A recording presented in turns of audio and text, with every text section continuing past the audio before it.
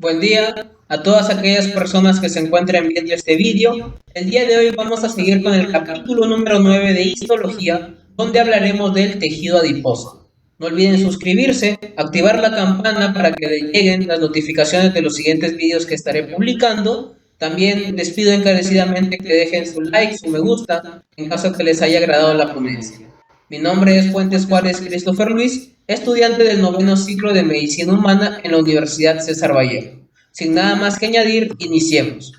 Como primer punto vamos a hablar de los fundamentos del tejido adiposo.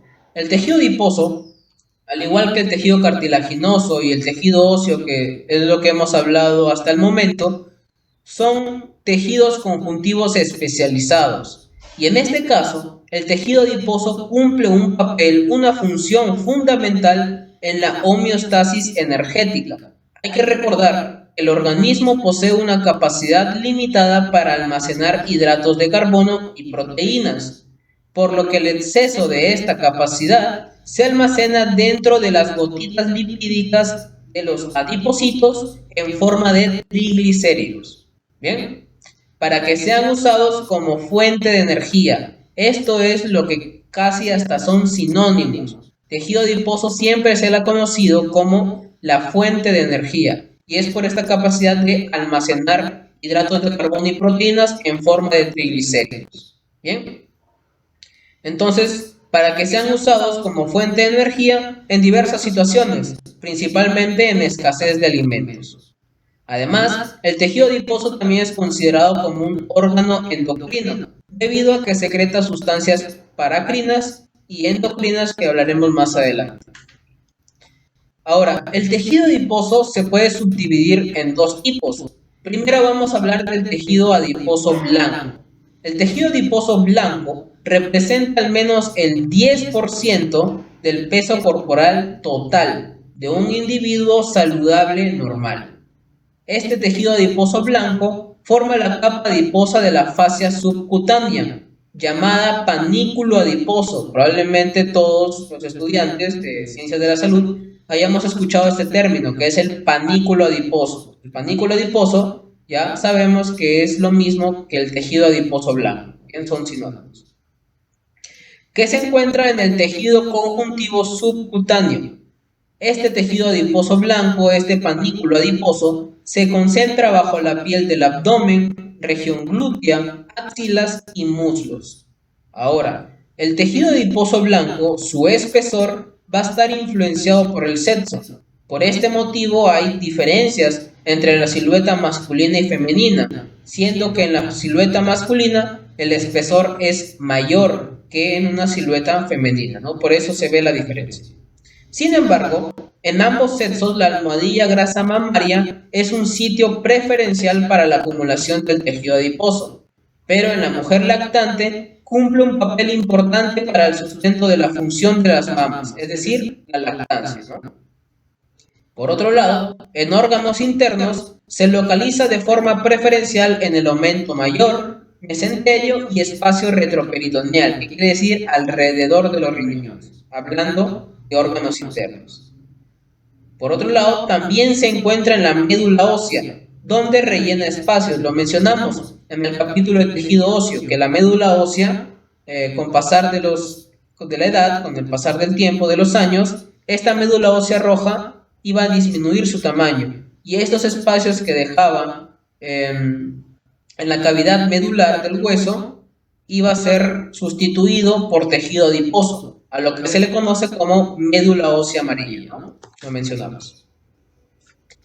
Ahora, los adipocitos tienen una gran importancia como órgano endocrino, ya que sintetizan y secretan adipocinas. Las adipocinas son un grupo grande de hormonas, factores de crecimiento y citocinas que son muy importantes en diversas funciones, como por ejemplo la homeostasis energética, en la adipogénesis, en el metabolismo de esteroides, en la angiogénesis y también en respuestas inmunitarias. Bien, dentro de todas estas adipocinas, el miembro más importante, la adipocina más importante es la leptina. La leptina. La leptina interviene en la regulación de la homeostasis energética. es un factor de saciedad circundante al inhibir la ingesta de alimentos y aumentar la tasa metabólica y la pérdida del peso corporal. Entonces, la leptina es un factor de saciedad. ¿Qué quiere decir? Que después de una comida, por ejemplo, después del almuerzo, lo que hace es que nos sintamos satisfechos, nos sintamos llenos, se nos vaya el hambre. Esto se encarga la leptina. También participa en un mecanismo de señalización endocrino que comunica sobre el estado energético del tejido adiposo a los centros encefálicos que regulan la ingesta de alimentos, que lo mencionaremos más adelante.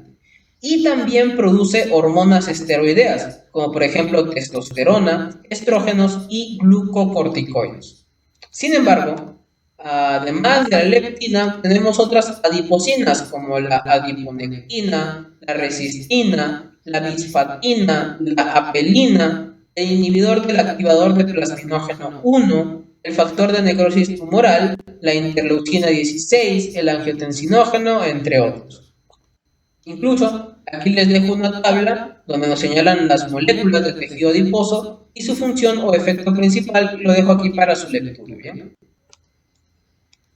Ahora, hablemos de la diferenciación de los adipocitos. Durante el desarrollo embrionario, embriología, los adipocitos blancos se forman a partir de las células madre mesenquimatosas perivasculares. Aquí lo podemos ver, ¿no? Célula madre perivascular. Esta célula madre perivascular va a poder diferenciarse en un lipoblasto temprano o también llamado preadipocito gracias a un interruptor maestro. Este interruptor maestro está conformado por el receptor gamma activado por proliferador peroxisómico en conjunto con el receptor X de retinoides. Estos dos se les conoce como un interruptor maestro. Va a hacer que la célula madre perivascular se diferencie en un lipoblasto temprano, o también llamado preadipocito. Y ya a partir de un lipoblasto temprano, ya tienen la capacidad de almacenar los triglicéridos, ¿no? Si se fijan, ya hay unas pequeñas gotitas lipídicas que se encuentran en el citoplasma. Ahora, los lipoblastos tempranos o preadipocitos tienen una configuración alargada, si se dan cuenta, ¿no? Es alargado. Tiene vaginaciones citoplasmáticas múltiples. También va a tener una gran abundancia de retículo endoplasmático y también va a tener presencia de aparato de Golgi. Sin embargo, posteriormente asumen una configuración ya más que toda oval, como puede ser aquí, donde hay una gran concentración de vesículas y gotitas lipídicas. Hay muchas gotitas lipídicas en su citoplasma, fíjense, que va a estar alrededor de un núcleo que por ahora se encuentra en el centro. A esto se le conoce como lipoblasto intermedio. Pero ya en la etapa final, las células, ¿no?, los adipocitos blancos, lo que hacen es aumentar bastante de tamaño y se van a tornar más esféricas, como podemos ver aquí, más esféricas. Además de que las gotitas, que eran bastantes en un lipoblasto temprano o intermedio, estas gotitas se van a unir para hacer una sola gota lipídica. Y es por esto que a un adipocito blanco se le conoce como unilocular, porque solo tiene una gota lipídica por cada célula, pero esta gota es gigante, ¿no? Podemos ver que aquí ya se unieron e hicieron una sola gota, que ocupa la porción central, fíjense, ocupa la porción central, con un retículo endoplasmático liso abundante y un retículo endoplasmático rugoso menos prominente. A esta estructura ya lo conocemos como lipoblasto tardío. Ya por último, la masa lipídica, es decir, la gota lipídica, lo que hace es comprimir el núcleo y desplazarlo hacia una posición excéntrica. Estas son las características de un núcleo en un adiposo blanco, ¿bien?, que es aplanado y excéntrico. Ojo, recuerden. Y a esto ya se le denomina finalmente como un lipocito maduro. Aquí lo podemos ver, ¿no? Un lipocito maduro, o ya lo podemos también llamar un adipocito blanco. Entonces, así es la diferenciación, desde célula madre perivascular a un lipocito maduro, o también llamado adipocito blanco. Ahora hablemos de la estructura de los adipocitos y el tejido adiposo. De manera aislada, un adipocito blanco es esférico, ¿no?, como podemos ver aquí, por ejemplo, aquí también. Sin embargo, cuando están agrupados en un tejido, son ovalados o poliédricos, como podemos ver acá. Todo este tejido de adipocitos blancos. Son de gran tamaño debido al lípido acumulado en ellas, que ya sabemos que es una sola gota gigante, por eso es unilocular. Como ya mencioné, el núcleo lo que hace es aplanarse y desplazarse hacia un lado de la masa lipídica. Como podemos ver aquí, por ejemplo, esto es un adipocito. Podemos ver que aquí el núcleo se encuentra en la periferia, es excéntrico y está aplanado. Y es porque está comprimido por la masa lipídica, ¿no? Por toda esta gota lipídica. Otro dato muy importante es que el tejido adiposo recibe irrigación abundante a través de los vasos sanguíneos, como podemos ver aquí. Bien. Y otro dato muy importante, más que todo en relación al corte histológico, es que para las preparaciones histológicas se utilizan solventes orgánicos. Y lamentablemente estos solventes lo que hacen es, obviamente, disolver las grasas. Es por esto que en las preparaciones histológicas podemos ver que está conformada por unos huecos blancos, ¿no? Como que huecos grandes blancos. Y es porque la grasa que estaba aquí se disolvió por el mismo solvente que se utiliza para la preparación histológica, ¿no? Por eso es que se ve de esta aspecto. Ahora hablemos de la regulación del tejido adiposo. El tejido adiposo lo que hace es regular el apetito, hambre, saciedad y homeostasis energética, pero no lo hace solo, lo hace con todo un eje con procesos tanto digestivos y de las funciones del sistema nervioso. A todo este eje se le conoce como eje encéfalo, que viene del sistema nervioso, entero, que son procesos digestivos, adiposo, que es tejido adiposo, ¿no? El eje encéfalo entero adiposo. Y aquí tenemos dos sistemas o dos tipos de regulación. Tenemos la regulación del peso a corto plazo, que lo que hace es controlar de manera cotidiana el apetito y el metabolismo. Aquí tenemos dos hormonas, ¿bien? Primero tenemos la grelina. La grelina es un potente estimulante del apetito, lo que hace es que tengamos hambre de la grelina. Y está producido por las células epiteliales gástricas. Fíjense aquí en la imagen, podemos ver aquí el estómago, y de aquí salen diversas sustancias, y si se fijan acá dice grelina, ¿no? Entonces, la grelina, producida por células epiteliales gástricas, es un potente estimulante del apetito. Hace que tengamos hambre, ¿bien? Pero, además actúa sobre el lóbulo anterior de la glándula pituitaria, o también llamada hipófisis, ¿no? Aquí fíjense, la glándula pituitaria, con el fin de que libere somatotropina, ¿no? Que son hormonas hipofisiales. Dato importante es que una mutación genética en el cromosoma 15, en biología, genera el síndrome de Prader-Willi. Bien, y el síndrome de Prader-Willi hay una producción excesiva de grelina. Y como la grelina es un potente estimulante del apetito, y como aquí hay en grandes cantidades la grelina en este síndrome, va a generar una alimentación compulsiva que por más que coma, el hambre no pasa en los pacientes. Y también, por lo tanto, hay una obsesión por los alimentos, que es muy difícil de controlar. Por este motivo es que en los pacientes con síndrome de Prader-Willi, la gran mayoría tienen obesidad mórbida. Y la segunda hormona para la regulación del peso a corto plazo es el péptido Y o el péptido II, que es producida por el intestino delgado y que cumple con la función importante en la promoción y el mantenimiento de la pérdida de peso, ya que induce una mayor sensación de saciedad poco después de una comida. Entonces, tanto la grelina como el péptido Y son contrarios, ¿no? Mientras que la grelina estimula el apetito, lo que hace el péptido Y es inhibir el apetito o sentir más que todo saciedad, satisfechos, ¿no? Entonces, a corto plazo, tanto la grelina y el péptido regulan, ¿no? Todo este peso, ¿no? Toda esta sensación.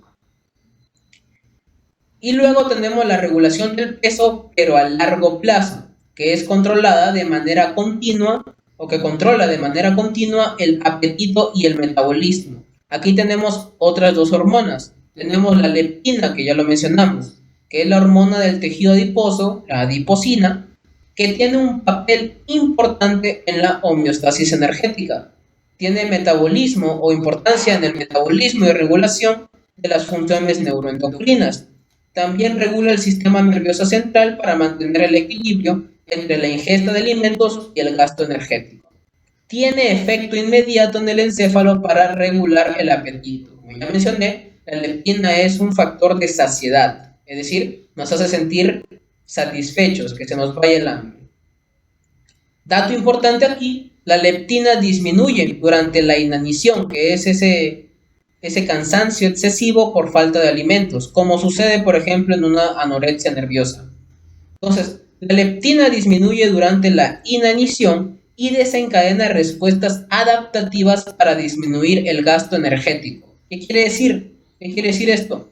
Que lo que básicamente hace la leptina en estos casos es que nuestra fuente de energía tenga mayor eficacia y eficiencia, en pocas palabras. Y la segunda hormona es la insulina. La insulina es una hormona pancreática que en relación al tejido adiposo lo que hace es estimular la conversión de glucosa en los triglicéridos de la gotita lipídica por el adipocito. Además, regula el peso porque actúa sobre centros nerviosos superiores en el hipotálamo. Por esto es que, dato importante, existen fármacos contra la obesidad, que lo que hacen es inhibir los mecanismos tanto de la insulina como de la leptina a nivel del hipotálamo. Van en contra de la obesidad.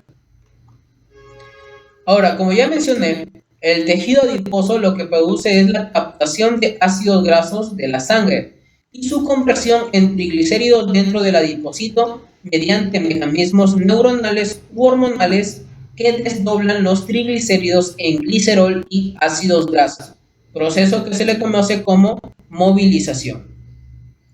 Los ácidos grasos se introducen en un capilar para unirse a albúmina y ser llevados a otras células como combustible metabólico, ¿no? Como la fuente de energía que se conoce. Entonces, la movilización, que es este proceso que les digo, para que los triglicéridos se desdoblen en glicerol y ácidos grasos, y estos ácidos grasos puedan ser utilizados como combustible, pueden ser por mecanismos neuronales u hormonales. Así pues, tenemos la movilización por estímulo neuronal, por ejemplo. Este tipo de movilización es de particular importancia durante periodos de ayuno y de exposición al frío intenso. Se da por noradrenalina liberada al sistema nervioso simpático, la cual inicia una serie de pasos metabólicos que conducen finalmente a la activación de la lipasa. La lipasa es una enzima que lo que hace es desdoblar a los triglicéridos, como ya mencioné, para poder usar este ácido graso como combustible, ¿no? Y el segundo tipo de movilización es por estímulo hormonal. Este tipo de movilización lo que hace es controlar la liberación de ácidos grasos desde los adipocitos. Controlar me refiero tanto a estimular la liberación como a inhibir la liberación. Bien, que se entienda esa palabra de controlar. Aquí tenemos hormonas como por ejemplo la insulina, que ya la mencionamos, y las hormonas tiroideas, que lo que hacen es estimular la lipogénesis. Es decir, aumentar la cantidad de tejido adiposo blanco de almacenamiento. Mientras que el glucagón, la somatotropina y los esteroides suprarrenales como el cortisol, más bien lo que hacen es lo contrario, generar lipólisis. Es decir, lo que hacen es estimular la liberación de los ácidos grasos en caso que se necesite como combustible, ¿no? Entonces, dos tipos de movilizaciones, por estímulo neuronal, aquí está en caso de la noradrenalina, y por estímulo hormonal, insulina, hormonas tiroideas, esteroides suprarrenales, entre otros. En relación al tejido adiposo blanco es importante mencionar un poquito nomás de la obesidad. La obesidad, ya sabemos que para poder medirlo necesitamos del índice de masa corporal, ¿no? El índice de masa corporal se utiliza para clasificar tanto el sobrepeso y la obesidad. En caso de que el índice de masa corporal sea alrededor de 25 kilogramos por metro cuadrado, es una persona normal, de acuerdo a su masa corporal. Sin embargo, si el índice de masa corporal es mayor de 25 hasta 29.9 kilogramos por metro cuadrado, ya es una persona con sobrepeso. Pero si el índice de masa corporal es mayor o igual a 30 kilogramos por metro cuadrado, ya es una persona con obesidad, ya es una persona obesa. Y otro dato un poco controversial es que se ha discutido si la obesidad es un factor de riesgo o si es una enfermedad. En lo personal, yo digo que la obesidad es más que todo asociado a un factor de riesgo, ya que esto lleva a la mortalidad por diversas enfermedades, como por ejemplo la hipertensión, como por ejemplo enfermedades cardiovasculares, la formación de diabetes y también de cáncer. Entonces, la obesidad, desde mi punto de vista, más que todo es un factor de riesgo en vez de una enfermedad. Ahora hablemos del tejido adiposo pardo, que es el segundo tipo de tejido adiposo. El tejido adiposo pardo es un tejido termogénico esencial que va a estar presente en grandes cantidades en el neonato, aproximadamente el 5% de la masa corporal total. Va a estar localizado en el dorso, en la mitad superior de la columna vertebral y hombros. ¿Con qué fin hay grandes cantidades de tejido adiposo pardo en un neonato? Con el fin de protegerlo de una mayor pérdida de calor debido a una mayor proporción de su superficie con respecto a su masa. En otras palabras, ya de manera mucho más sencilla, el tejido adiposo pardo está en grandes cantidades en el neonato para así evitar una hipotermia en el bebé. Esto es lo que hace el tejido adiposo pardo, evitar una hipotermia en el bebé. Bien, por eso se encuentra en grandes cantidades.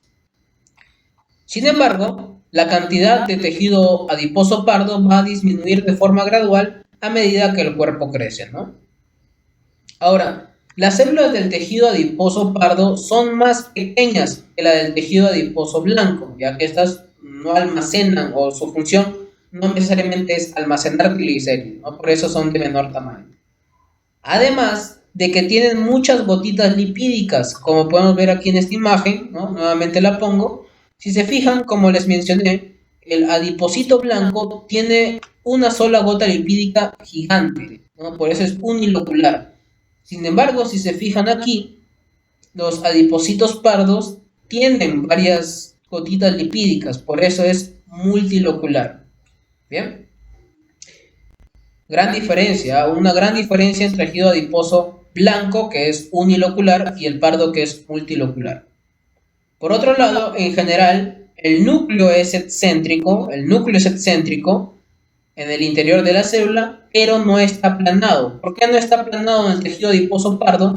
Porque al ser varias gotitas lipídicas, no comprimen al núcleo, no como sucede en el tejido adiposo blanco, ¿cierto? Entonces, fíjense aquí todos estos núcleos, y si se dan cuenta, no están aplanados en comparación a los cortes histológicos que les mostré en el tejido adiposo blanco, ¿no? Entonces, ya tenemos dos diferencias. El tejido adiposo blanco tiene una sola gota lipídica, mientras que el tejido adiposo pardo tiene muchas gotitas lipídicas. Luego, el núcleo en el tejido adiposo blanco está aplanado, mientras que en el pardo no está aplanado. Bien. Además, el color pardo de este tejido adiposo es por la gran cantidad de citocromo oxidasa que está presente en sus mitocondrias. Un dato importante también es que el tejido adiposo pardo está subdividido en lobulillos a través de tabiques de tejido conjuntivo, como podemos ver aquí. Tabique de tejido conjuntivo, que lo que hace es formar lobulillos de tejido adiposo pardo. ¿Bien? Ahora, los adipocitos pardos también derivan de células madre mesenquimatosas, sin embargo de un linaje diferente, que es por las células progenitoras miogénicas esqueléticas. Entonces, los adipocitos blancos, ¿de dónde provienen? De una célula madre perivascular. Pero de un adipocito pardo, ¿de dónde proviene? De una célula progenitora miogénica esquelética. Asimismo, en este caso del tejido adiposo pardo, la diferenciación de esta célula progenitora miogénica esquelética en un lipoblasto temprano que está dirigido a ser pardo, esta diferenciación está dada por otro interruptor maestro, que está conformado por la proteína 16 con dominio PR y por varios miembros de la familia del coactivador 1 del PPARI. ¿Bien? Generándose así que las células progenitoras miogénicas esqueléticas puedan diferenciarse en lipoblastos tempranos. Y estos lipoblastos tempranos van a diferenciarse o van a madurar ya en adipocitos pardos. Además, el interruptor maestro también va a regular la expresión de genes que van a codificar la termogenina. La termogenina en un adipocito pardo va a ser indispensable para el metabolismo de estos, es decir, para brindarle esta capacidad de termogénesis, que es lo que caracteriza al tejido adiposo pardo. Dato importante, el tejido adiposo pardo puede expandirse en respuesta al aumento de noradrenalina, como sucede, por ejemplo, en un feocromocitoma. Un feocromocitoma es un tumor endocrino de la médula suprarrenal que lo que hace es secretar cantidades excesivas de adrenalina y noradrenalina. Como aumentan estos niveles de noradrenalina, este tejido adiposo pardo se expande. Bien, entonces, la actividad del tejido adiposo pardo es regulada en gran medida por la noradrenalina, por eso el feocromocitoma hace que expanda por la mayor cantidad de esta hormona. Entonces, la noradrenalina es muy importante porque estimula la lipólisis y la hidrólisis de los triglicéridos y aumenta la expresión y la actividad de las moléculas de termogenina en las mitocondrias. En pocas palabras, la noradrenalina lo que hace es potenciar las acciones de un tejido adiposo pardo. Además, dato muy importante, el frío estimula la utilización de glucosa en los adipocitos pardos por la expresión excesiva de transportadores de glucosa o los GLUT4. No sé si es que ustedes habrán escuchado lo que se dice, ¿no? De que un baño de agua fría o un baño de agua helada de temperaturas frías quema calorías. Y esto es técnicamente correcto porque en la ducha fría de agua fría hace que los adipocitos pardos utilicen mayores cantidades de glucosa y por lo tanto quemen más calorías. Así que es verdad, es correcto el hecho de que el baño frío, la ducha fría, queme calorías, ¿no? Ahora, en relación a esto, quiero hablar sobre los tumores del tejido adiposo. El tumor más habitual de un tejido adiposo es el lipoma, ¿bien? Los cuales se subclasifican en base en la morfología de la célula predominante en el tumor. Tenemos el lipoma convencional, por ejemplo, que se compone de adipocitos blancos maduros. Tenemos el fibrolipoma, que son adipocitos rodeados por un exceso de tejido fibroso. Y tenemos el angiolipoma, que son adipocitos separados por una cantidad inusualmente grande de conductos vasculares. Por otro lado, los tumores malignos del tejido adiposo se les conoce como liposarcomas.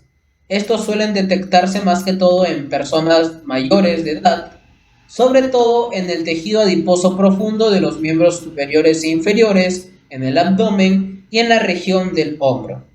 Bien, ahora, dato importante es que el término lipoma se relaciona principalmente con los tumores del tejido adiposo blanco, mientras que para tumores del tejido adiposo pardo se le conoce como otro término que es ibemoma. Entonces, lipoma nos referimos a tejido adiposo blanco. Ibemoma nos referimos a tejido adiposo pardo. Bien, no confundan estos términos. Y como último dato quiero hablar de la transdiferenciación del tejido adiposo. Por ejemplo, en situaciones de una exposición ya crónica de temperaturas frías, lo que hace es que el cuerpo aumente sus necesidades termógenas. Bien, aumenta sus necesidades termógenas, por lo que los adipocitos blancos maduros, fíjense, los adipocitos blancos maduros pueden transformarse en adipocitos pardos, para así generar mayores cantidades de calor, que es lo que necesita el cuerpo en caso de una exposición crónica a temperaturas frías. Y de modo inverso también, los adipocitos pardos pueden convertirse en adipocitos blancos maduros cuando se requiera, por ejemplo, de un aumento de la capacidad de almacenamiento de triglicéridos, por ejemplo, en aquellas personas que comen más de lo normal, ¿no? Que tienen sobrepeso u obesidad. A este proceso de que un adipocito blanco se transforme en un adipocito pardo o que un adipocito pardo se transforme en un adipocito blanco se le conoce como transdiferenciación. Bien. Y bueno, eso es todo con respecto a tejido adiposo. Recuerden que estamos utilizando histología de Ross. No olviden suscribirse, activar la campana para que les pueda llegar las notificaciones de los siguientes vídeos. Dejen su like, su me gusta en caso que les haya agradado la ponencia. Y nos vemos en el siguiente capítulo donde hablaremos de tejido sanguíneo. Bien, un capítulo importantísimo, fundamental y muy